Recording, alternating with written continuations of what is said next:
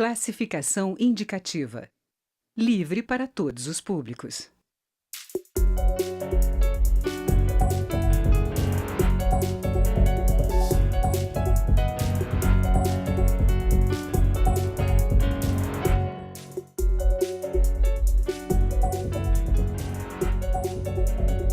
Olá, o Congresso mudou as regras eleitorais, mas manteve o financiamento misto para campanhas. A partir do próximo ano, as campanhas contam, além do fundo partidário já existente, com um novo fundo público eleitoral e as possibilidades de doações privadas, via autofinanciamento, promoção de eventos de arrecadação, doações de pessoas físicas e vaquinhas digitais. Os deputados Chico Alencar, do PSOL do Rio de Janeiro, e Jorge Sola, do PT da Bahia, analisam o cenário com a nova lei. Eu sou Daniela André e este é o Câmara Debate, programa da rádio e da TV Câmara.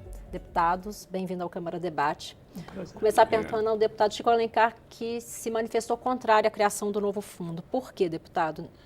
Nós sempre defendemos, nós do PSOL, o financiamento público de campanha, austero, limitado, inteiramente fora do padrão que foi crescendo na vida política nacional das campanhas milionárias, e a adesão cidadã, a contribuição do cidadão também com limites, por motivação de compromisso com aquele ideário que o partido e sua lista de candidatos pode significar para ele. Então, esse é um elemento de civilidade política que existe em muitos países do mundo e que o Brasil ainda não alcançou. Infelizmente, com as mudanças na legislação eleitoral, não chamo jamais de reforma política, nós ainda estamos longe desse procedimento.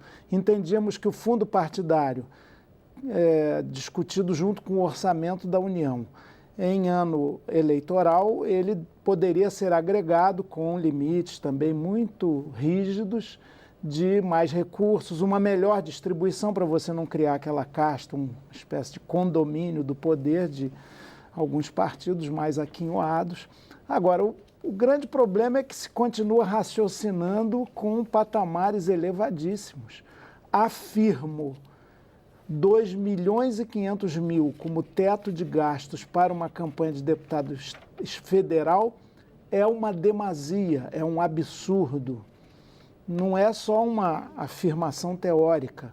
Na prática, eu fiz essa conta, os 6 deputados do PSOL, inclusive 2 que vieram do PSB, que não tinha esse padrão meio duro de nós do PSOL, não, na soma do que gastamos na campanha que nos trouxe aqui, portanto é possível se eleger com ideias e causas, onde o tamanho das ideias não fique menor que o tamanho do bolso.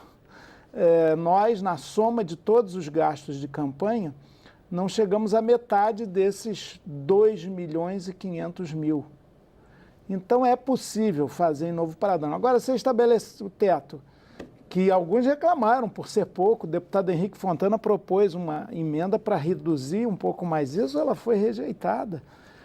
70 milhões para presidente, 21 milhões para governador, 5 milhões e 600 mil para senador, 2 milhões e meio para federal, 1 milhão para deputado estadual, continua o padrão milionário. Aí quer se transferir para o fundo público essa visão e essa prática de campanhas suntuosas, de campanhas enganosas, de, quem sabe, compra de vereadores e prefeitos. Volta e meia, as pessoas me perguntam, mas quantos prefeitos você tem? Eu falei, eu não tenho nenhum, eu tenho 4 filhos.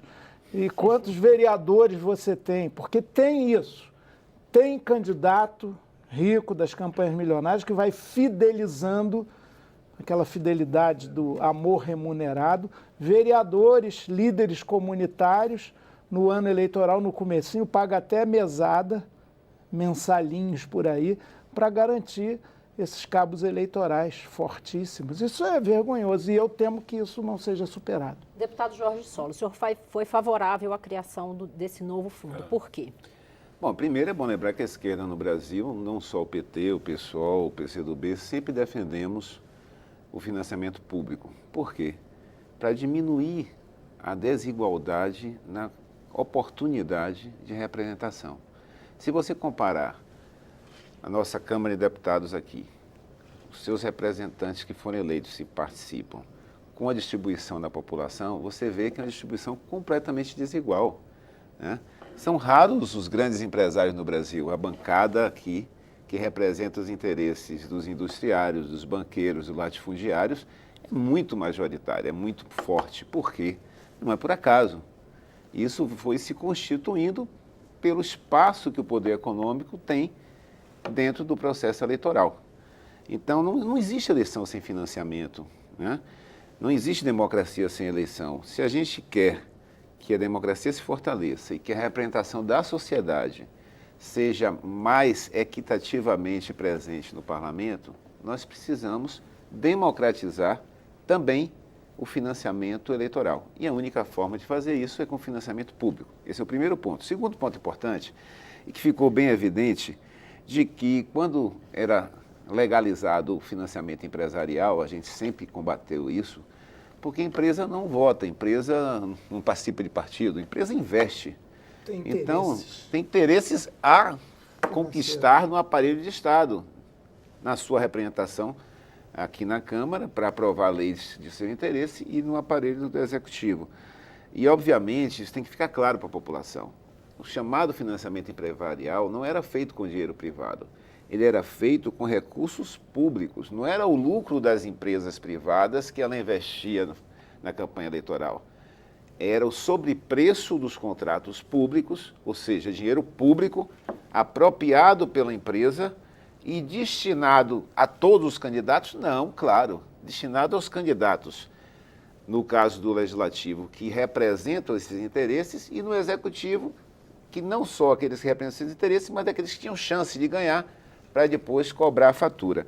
E um terceiro ponto importante, né, que a gente não pode esquecer, tem vendido a ideia que financiamento público é algo inusitado, que é algo absurdo. 118 países no mundo têm financiamento público eleitoral. As principais democracias do planeta têm financiamento público eleitoral. É a forma de você combater, minimizar, reduzir o poder econômico na escolha dos representantes, né? Então, não precisa... Sola, o fundo partidário que já existia teve no último ano cerca de 860 milhões. Não era suficiente? Precisava de mais esse aporte? Olha, eu diria a você o seguinte, para os partidos que não têm vida partidária, podia fazer um caixinha e investir na eleição. Tem partido, inclusive, não vou citar o nome, não é o caso, tem partido que os deputados foram contra o financiamento público porque a direção partidária já disse que vai dar 2 a 3 milhões de reais a cada um para fazer sua campanha. Dinheiro que eles economizaram do fundo partidário. Por quê? Porque não tem vida partidária, não faz convenção, não faz encontros, não mobiliza a estrutura do partido, então gasta o fundo partidário. Os partidos de esquerda usam o fundo partidário para o funcionamento efetivo do partido, que essa é a finalidade, né? Então, nós achamos... O que dá, Jorge, me permita, Pois não. Um bom funcionamento partidário, ele é um elemento fundamental para boas campanhas e até bom resultado eleitoral, porque todo funcionamento partidário, com seminários, encontros, debates, eventos, ações de ruas, campanhas não eleitorais, uma forma de democratizar e aumentar a participação você dos ganha partidos, o satura. O ideal, inclusive, não era ter o voto nominal no Jorge, no Chico, no Amauri, que está aqui, era o voto partidário. Eu voto socialista, eu voto conservador, eu voto direita, eu voto esquerda, mas a gente ainda está longe disso. Numa lista que o eleitor poderia alterar, por sua vontade, para a gente não ficar com o risco do caciquismo. Agora, eu acredito que é possível fazer campanha muito mais barata do que essas que estão aí. Não tenho dúvida nenhuma, deputado Chico, eu concordo com isso. As eleições de ostentação como dos Estados Unidos, que gasta 8,3 bilhões de dólares, de reais, melhor dizendo, não há necessidade. Inclusive, o fundo proposto, nós conseguimos reduzir ele na metade, com resistência de alguns parlamentares, mas reduzimos na metade e poderíamos ter reduzido mais. Agora, mais do que o tamanho do fundo, o maior prejuízo que eu acho que a gente vai ter que tentar reverter é o veto a cláusulas, digamos assim, a limites que nós colocamos na legislação do financiamento. Nós criamos limites para teto financeiro de cada campanha, para governador, presidente, e criamos limites para o financiamento de pessoa física e para o autofinanciamento, né? Porque senão os milionários desse país vão ser os que terão a oportunidade de participar da eleição com uma vantagem muito grande. O autofinanciamento ilimitado, como o presidente Michel Temer quer, ao ter vetado essas cláusulas, ela é a antítese do financiamento público. Seria uma contradição com o financiamento público, a gente ter esse autofinanciamento? Total. Aliás, olha, já no Senado, e liderado pelo presidente Eunício de Oliveira, começou a haver uma movimentação para tirar esse limite de doação individual do próprio candidato. Então, eles estavam incomodados com isso. É bom lembrar também que o fim do financiamento empresarial, muito positivo, em 2015, a que o deputado Jorge Sola fez referência, não foi iniciativa do Congresso, como deveria ser. Aqui sempre houve enorme resistência. E eles passaram o tempo todo, depois de 2015, pensando em como reconstituir o financiamento das empresas. Não conseguiram. Pois é. Aí vem o Michel Temer e veta o limite da doação individual. Quer dizer, tem um limite, sim, que é o do próprio teto geral, que eu já coloquei aqui como muito generoso. Nas últimas eleições de 2014 havia um limite proporcional à renda do candidato. Esse limite, pelo menos, foi mantido ou nem esse limite? Não, agora, para o próprio candidato, o autofinanciamento, o limite é o do valor total de gastos possíveis. Ou seja, se ele é um candidato a governador, ele pode se doar 21 milhões de reais. Por isso, já foi chamada emenda Dória, o veto Dória. Por quê? O prefeito de São Paulo, aquele que visita São Paulo de vez em quando, ele se doou 4 milhões e 400 mil. Ele tem um patrimônio declarado de 129 milhões de reais. Então, isso desequilibra a disputa, é espúrio, mas nós temos recursos. Primeiro, o veto tem que ser apreciado aqui pelo Congresso. Resta saber se vão colocar esse veto para ser apreciado. Alguns dormem nas gavetas há muito tempo. 2, a própria Justiça Eleitoral, que tem a obrigação de regulamentar as eleições a cada pleito, pode ver que isso é uma demasia inconstitucional. Cabe recurso ao Supremo também. Nós não vamos dar de barato isso não, para os ricos. Eu vou fazer um pequeno intervalo e a gente continua a conversa. Estamos conversando sobre financiamento eleitoral. Os convidados são os deputados Chico Alencar, do PSOL do Rio de Janeiro, e Jorge Sola, do PT da Bahia. Continue conosco.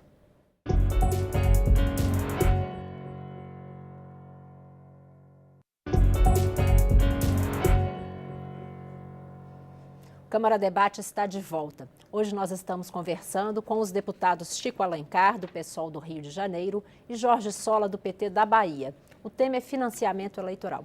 Deputado Jorge Sola, o senhor concorda com o deputado Chico Alencar? Essa possibilidade de um autofinanciamento sem limites acaba comprometendo o objetivo do fundo, que é dar mais igualdade nas campanhas? Não tenha dúvida, se você, de um lado, aporta recursos públicos para democratizar aqui um trabalhador de uma fábrica e um empresário dono da fábrica tenham condições menos desiguais na disputa, se esse empresário, que é milionário, ele pode, além desse recurso público que vai chegar para a campanha, aportar parte da sua fortuna, a desigualdade permanece e ela não é reduzida com essa medida que nós colocamos com financiamento público. Inclusive, é bom chamar a atenção, Daniela, das tentativas de burlar a proibição do financiamento empresarial. Na eleição passada de prefeitos e vereadores, nós já vimos situações do tipo, não pode doar o recurso pela empresa. Aí, 4, 5 diretores, cada um faz uma doação pessoa física, deputado Chico Alencar, e no final do ano tiram um valor da empresa a título de bonificação, de lucro. Isso é uma forma de burlar. Portanto, se não tiver limites para a doação da pessoa física, com certeza o financiamento empresarial vai se perpetuar. Agora eu entrei, inclusive, uma denúncia na PGR contra o que estão tentando fazer em São Paulo. Já apelidaram até de Bolsa Coxinha, que é um grupo de empresários dos mais ricos de São Paulo tentando montar um fundo privado para financiar a campanha de 150 candidatos a deputado na próxima eleição, com salário mensal, pagando as despesas de marketing, de comunicação, de campanha. Treinando. Um funcionamento semelhante a um partido político. Pior, porque é ilegal. Pior porque é ilegal. Não só não é um partido, como o financiamento empresarial hoje no Brasil é ilegal, por decisão do Supremo, não por decisão dessa casa, mas é ilegal. Então, você só pode ter doação de pessoa física dentro dos limites estabelecidos, no período estabelecido na lei, e em conta bancária específica para a Justiça Eleitoral poder fiscalizar. O que eles estão fazendo burla todas essas amarras estabelecidas na legislação. O que eles querem, claro, é manter os seus privilégios. Estão com medo de, quem sabe, Lula possa ser o candidato a presidente ano que vem e com isso ajude a eleger uma grande bancada de esquerda, já querem sair na frente se antecipando para tentar eleger 150 deputados comprometidos com as forças mais atrasadas, mais conservadoras e com os milionários do país. Querem fazer o que Eduardo Cunha fez na eleição passada. Você lembra que Eduardo Cunha ajudou a eleger 150 deputados de vários estados com recursos de empresas que ele mobilizou, já com o compromisso de o eleger presidente daqui da Câmara. Agora a bancada de Eduardo Cunha está sendo a bancada que querem construir lá os milionários de São Paulo. Só que o projeto do Eduardo Cunha foi até a página 12. Agora ele está encarcerado com razões.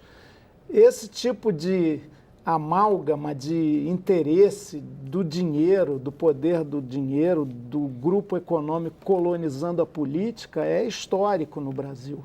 Tanto que aqui, infelizmente, mais do que bancadas partidárias, a gente tem bancada dos grandes grupos econômicos, da bola, da bala, da Bíblia fundamentalista, do agronegócio, das mineradoras, das empreiteiras. E eles, até há pouco tempo, jogavam pesado nas campanhas. A eleição de prefeito, com todos os desvios que ocorreram, ela já mostrou que é possível, sim, haver vida política, possível e necessário, sem esse financiamento pesado. Essas eleições de prefeito, só para quem está assistindo o programa nos acompanhar. Prefeito e vereador. Foi o fundo partidário e doações de pessoa física. Exatamente. Lá no Rio a gente teve uma experiência belíssima na campanha do nosso candidato a prefeito, Marcelo Freixo, chegou ao segundo turno e houve um apelo para que as pessoas contribuíssem dentro dos limites da lei. Conseguimos R$1 milhão, deu para fazer a campanha.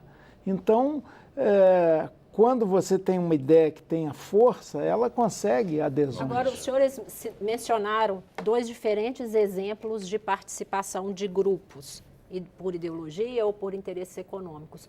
Como que no meio de uma campanha, num território vasto como o nosso, o Tribunal Eleitoral vai conseguir controlar para evitar que não haja esse desvirtuamento, não se misturem os grupos que querem contribuir por ideologia com interesses econômicos? Como vai ser essa fiscalização para evitar doações ocultas por meio desses modelos de vaquinha digital, realização de eventos? Como vai ser esse controle? Bem, a vaquinha digital que foi aprovada, ela terá fiscalização também. Ela implica em conta específica, em conta específica. E isso terá possibilidade de fiscalização. Isso é muito bom. O problema é que, do jeito Mas que... não há risco de doações ocultas nesses sistemas? Hoje tem outro problema maior do que a doação oculta. É que o presidente golpista e corrupto, que está de plantão, vetou o limite do autofinanciamento. Então, ao não ter limites, você vai ter o poder econômico atuando ainda de forma preponderante. Sobre os limites, uma questão que eu queria chamar a atenção também, nós aprovamos um limite para a campanha de presidente de R$70 milhões. Eu peguei alguns dados para fins de comparação, para mostrar que 70 milhões num país como o nosso não é algo fora da realidade, né? Na França tem financiamento público, né? Na França foram o limite R$84 milhões, num país que tem 67 milhões de habitantes. Então, 70 para 210 milhões é muito menos do que o financiamento público de eleição presidencial na França. No México, que antes os narcotraficantes dominavam a doação empresarial e controlavam o processo, passou a ter financiamento público a partir de 2012, com limite de gastos, e lá o equivalente a R$85 milhões a campanha presidencial, num país que tem 127 milhões de habitantes. Então, o limite de 70 milhões para presidente, num país continental como o nosso, não é fora da realidade. Agora, os demais limites para deputados, aí eu concordo, podem e deveriam ser menores para que pudesse, inclusive, reduzir essa disparidade no processo da campanha. E também, eu acho que tem que levar em consideração valores por estado. É completamente diferente você fazer campanha num estado do tamanho do Rio de Janeiro e fazer uma campanha no estado do Amazonas. Mas que a a lei despesa de aprovada viagem... aqui, o teto é único. É isso que eu estou dizendo. Para Sergipe, 2,5 milhões. E a para Bahia, São Paulo... a Bahia tem um território do tamanho da França, da Espanha.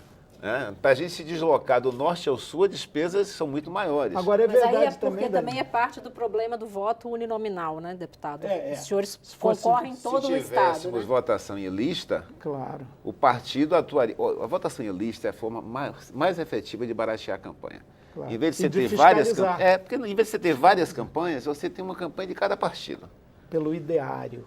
O partido pode somar esforços, dividir o território para diminuir os custos de viagem, de deslocamento. Hoje, um candidato a deputado tem que viajar o seu estado inteiro, ou pelo menos a maior parte dele, se ele quiser efetivamente levar sua mensagem no processo eleitoral. E o eleitor fala, você nunca apareceu aqui. E quando você aparece, você só vem na época da eleição. É dureza. É uma forma que eu reconheço, tem lastro na história brasileira, mas a gente devia ousar avançar para o voto partidário, voto da legenda. E isso também, do ponto de vista de fiscalização, seria muito mais fácil. Vai ter desvios, não tenha dúvida, porque o Brasil tem uma tradição não só de plutocracia, governo dos ricos, que são os que vencem quase sempre as eleições, como de cleptocracia, de burla, de roubo. Então, essa vinculação explosiva. Também de ser passado, mesmo entre os partidos grandes, existe uma dificuldade de identificação da ideologia de alguns partidos, né? Os senhores acham que isso só com votação em lista ou dá para os partidos começarem a trabalhar isso antes? Nós não temos uma cultura política consolidada partidária nesse país. Os partidos não têm. São raros os partidos ideológicos, o PSOL, o PT, PCdoB, mas quantos? Né? Talvez uma meia dúzia de partidos que tenham alguma matiz mais ou menos estabelecida. Né? O que eles queriam fazer aqui, felizmente nós conseguimos derrubar, que era o chamado distritão, era pá de cal nos partidos políticos, porque aí cada parlamentar ia ser um partido. Os que criticam ter 30 e tantos partidos com representação nos parlamentos no Brasil, nós teríamos aqui só na Câmara 513 partidos. E o poder econômico aumentaria e reduziria mais ainda o nível do debate político e ideológico no país. Felizmente isso não passou, senão ia piorar. Não podemos avançar ainda para a votação em lista partidária, mas com certeza o modelo atual proporcional, ele dá pelo menos a possibilidade das visões que são minoritárias se fazerem representar. Né? Todo mundo pensa que nos Estados Unidos só tem 2 partidos. Por quê? Porque lá o voto proporcional, voto legislativo, é praticamente um voto majoritário, 100% majoritário. Ou apoia, você só elege um em cada território. Então, são os 2 grandes partidos que se fazem representar. Os demais concorrem... E dá umas distorções absurdas. Hillary Clinton teve 3 milhões de votos a mais do que o Donald Trump. Veja só, e ele é que é o presidente, porque é bipolarizado. Territorial. Agora, eu acho que a gente tem, Daniela, começar mais cedo esse debate, deputado Chico. Eu acho que fora, assim que acabar o próximo período eleitoral, esse debate tem que ser colocado. Não pode ser feito às vésperas da eleição, porque aí os interesses específicos terminam preponderando. Essa é a minha pergunta final, que a gente está aqui com o tempo sendo cobrado. Deputado Chico Alencar, qual a perspectiva? O senhor acha que dá para termos mudança nisso aí nos próximos anos? Ajustes?